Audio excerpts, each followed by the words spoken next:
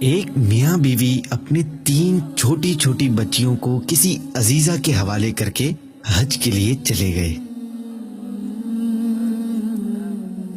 ابھی وہاں حج بھی شروع نہ ہوا تھا کہ تینوں بچیاں ایک ساتھ موت کی نیند سو گئی۔ گھر میں کوہرام پڑ گیا۔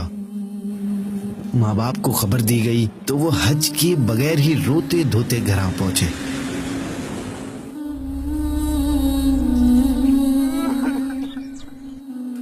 بعد میں تحقیق کرنے پر انکشاف ہوا کہ گھر میں دودھ کھلا ہوا رکھا تھا، اس میں چھپکلی گر کر مر گئی تھی۔